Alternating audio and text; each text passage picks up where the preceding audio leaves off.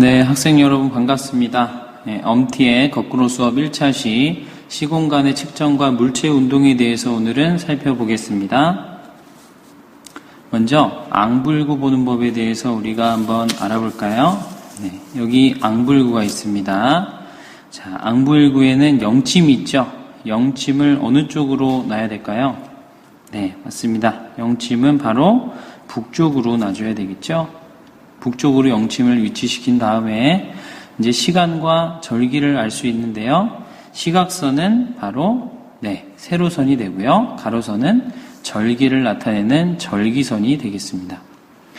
그래서 만약에 그림자가 가운데 와 있다.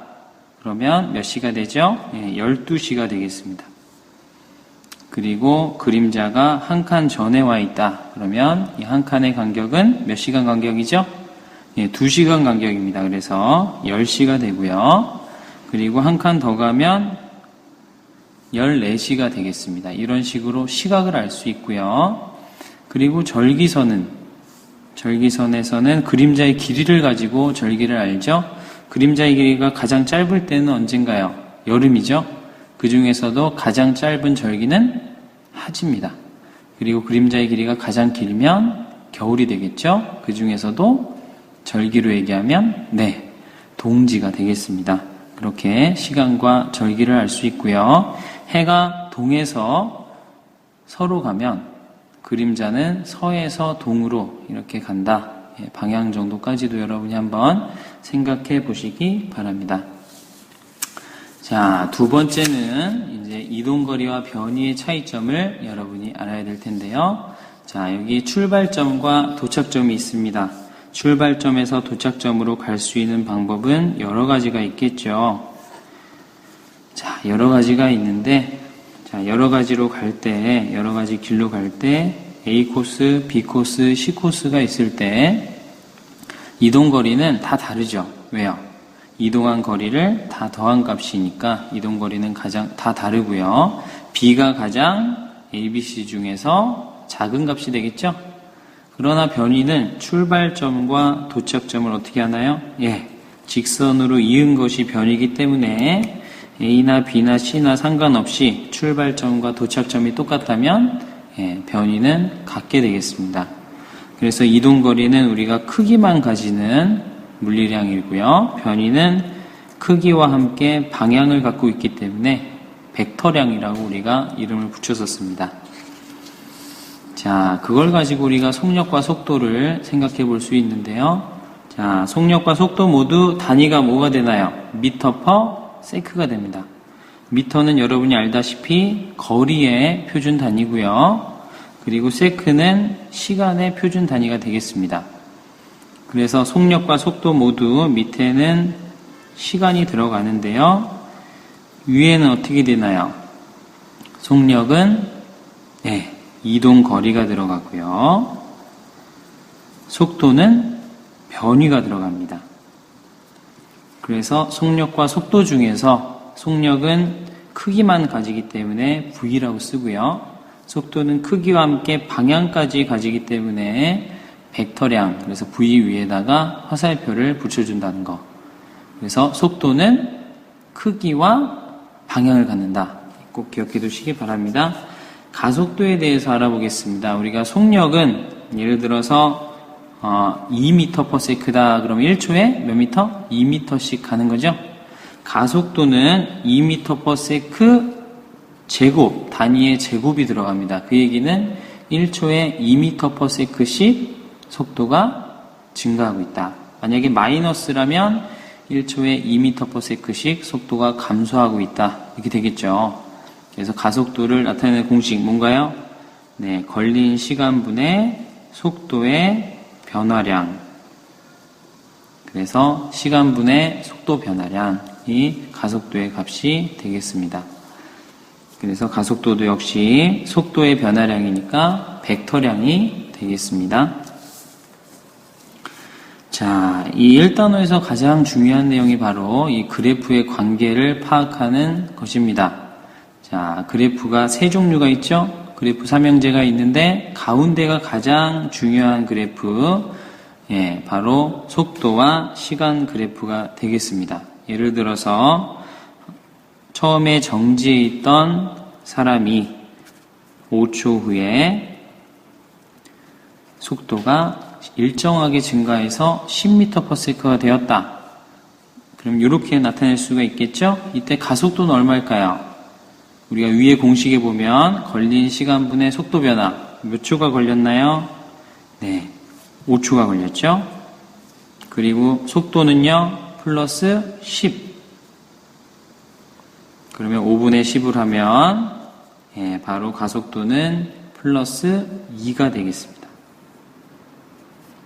5초 동안 직선이니까 기울기가 일정하니까요.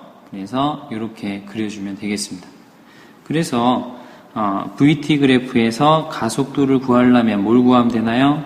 기울기를 구해보면 가속도를 알 수 있죠. 또 VT 그래프에서 변위를 알고 싶다. 그러면 뭘 구하면 되죠? 바로 넓이를 구하면 되겠습니다. 넓이를 구해볼까요? 자, 삼각형의 면적이니까 5 곱하기 10 나누기 2니까요. 25가 되겠죠? 5초 후에 25m까지 갔다. 그런데 속도가 점점 증가하고 있죠.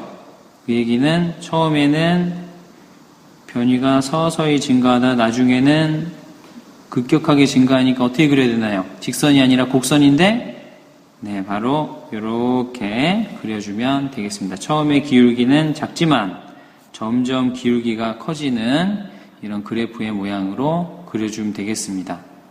그래서 이동거리 시간에서도 기울기를 구하면 속도를 알 수 있다는 거 여러분 기억해 두시기 바랍니다. 뒷장으로 넘어가서요. 자, 우리가 등속도 운동과 등속력 운동 똑같은 말일까요? 등속도, 등속력, 속도와 속력이 다르죠.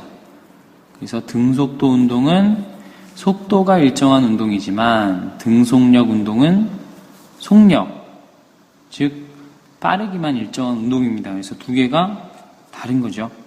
그죠? 그래서 다르다는 차이를 여러분 기억해 두시고요. 등속도 운동은 그러면 무엇이냐? 이건 다르고요. 속력의 크기, 속도는 크기와 방향을 가진 거라 그랬으니까 속력의 크기와 방향이 일정한 운동이다. 방향이 일정하면 어떻게 움직이나요? 방향이 안 바뀌면 쭉 곡선이 아니라 직선으로 가니까 등속 직선 운동이라고 우리가 줄여서 얘기할 수 있겠죠? 등속 직선 운동 가속도가 얼마인가요? 속도 변화가 없으니까 가속도가 0입니다. 가속도가 0이라는 건 물체가 받는 알짜힘이 얼마인가요? 알짜힘이 그렇죠. 0이 되는 운동이 되겠죠? 그래서 다 똑같은 말이라는 걸 여러분이 기억을 해 두시기 바랍니다. 그리고 등가속도 직선 운동이 있죠. 등가속도 직선 운동은 가속도가 일정한 운동입니다. 그래서 가속도가 일정하고 직선 위에서 움직이는 운동이다. 이렇게 생각하면 되겠습니다. 속도가 일정하게 변하죠. 가속도가 일정한 것이니까 속도가 일정하게 증가하거나 일정하게 감소하는 운동이 되겠습니다. 그 얘기는 알짜힘 F가 일정한 운동이 되겠죠? 네.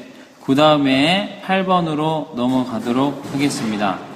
등가속도 직선 운동에 대한 식 3가지 여러분이 꼭 알고 있어야 되겠습니다.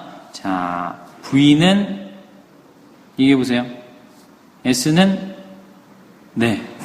EAS는 3가지씩 여러분 반드시 알아둬야 되는데요.